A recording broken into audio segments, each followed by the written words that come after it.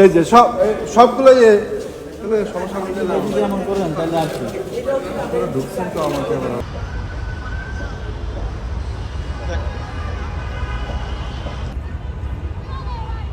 এমনিতেই ঢাকা খুবই ঘনবসতিপূর্ণ একটা শহর। সেখানে স্বাভাবিকভাবেই খেলার জন্য পর্যাপ্ত পরিমাণ ফ্যাসিলিটিস, মাঠের অনেক অভাব রয়েছে। তার মধ্যে আমরা চেষ্টা করেছি যেন বিশেষ চাহিদা সম্পন্ন শিশু কিশোর এবং খেলোয়াড়দের জন্য একটা ডেডিকেটেড মাঠ থাকে। সেখানে শুধু তারাই খেলবে, অন্য কেউ খেলবে না, এবং সেখানে যেন খেলাধুলা নিয়মিত চলে সেজন্য আমি যারা দায়িত্বে থাকবেন এই মাঠের সার্বিক প্রশাসনিক দায়িত্বে থাকবেন, আপনারা এটা নিশ্চিত করবেন আমাদের অনেক ডেডিকেটেড বিশেষ চাহিদা সম্পন্ন শিশু কিশোরদের জন্য অনেক স্কুল আছে, সেখান থেকে তাদেরকে খেলার জন্য এখানে নিয়ে আসবেন। এবং আপনারা জানেন এখন বিশ্বে অনেকগুলো টুর্নামেন্ট আছে, সেই বিশেষ চাহিদা সম্পন্ন মানুষদের জন্য সেই টুর্নামেন্টে যেন আমরা তারা দেশের নাম উজ্জ্বল করতে পারে, দেশের জন্য ট্রফি নিয়ে আসতে পারে এবং দেশকে রিপ্রেজেন্ট করতে পারে। সেজন্য আমরা ইতিমধ্যেই আমাদের প্রত্যেকটি ফেডারেশনকে নির্দেশনা দিয়েছি যেন তাদের একটা পার্ট থাকে, বিশেষ চাহিদা সম্পন্ন খেলোয়াড়দের একটা টিম থাকে। আপনারা জানেন বিসিবির অলরেডি একটা ক্রিকেট টিম আছে, এছাড়াও অন্যান্য ফেডারেশনগুলোকে আমরা সেই নির্দেশনা দিয়েছি।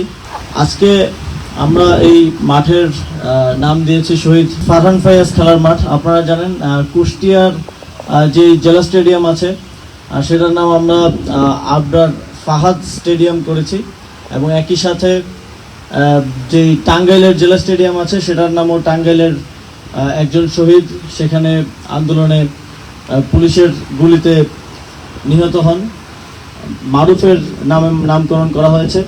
এছাড়াও আমাদের প্রায় 220টির অধিক উপজেলা স্টেডিয়াম হবে। আমরা একটা নীতিগত সিদ্ধান্ত নিয়েছি প্রত্যেকটি স্টেডিয়ামের নামই সেই উপজেলার আমাদের যারা শহীদরা আছেন তাদের নামে নামকরণ করা হবে।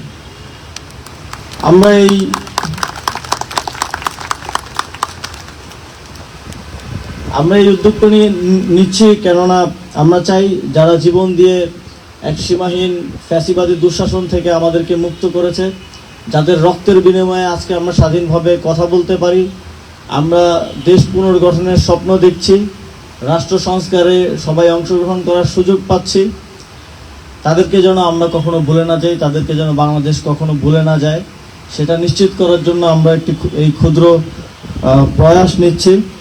আসলে এই ত্যাগের, এই রক্তের মূল্য পরিশোধ করা কখনোই সম্ভব হবে না, কিন্তু আমাদের সাধ্যের মধ্যে যতটা সম্মান শ্রদ্ধা প্রদর্শন করার আমাদের সুযোগ আছে সেটা আমরা চেষ্টা করছি।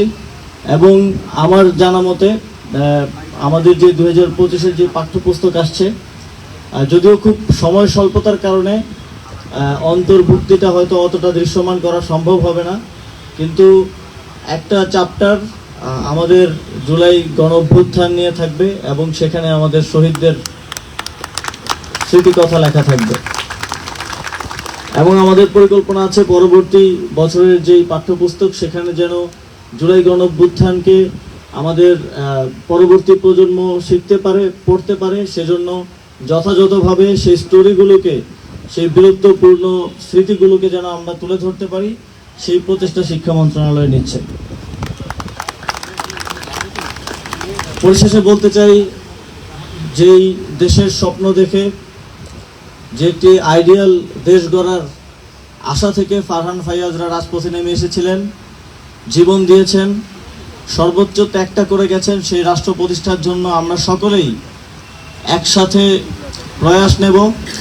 আমরা সকলেই যার যার জায়গা থেকে একটা সুন্দর বাংলাদেশ গড়ার জন্য কাজ করে যাব, যাতে করে ফারহান ফাইয়াজদের যেই ত্যাগ, সেই ত্যাগ কখনো বৃথা না যায়।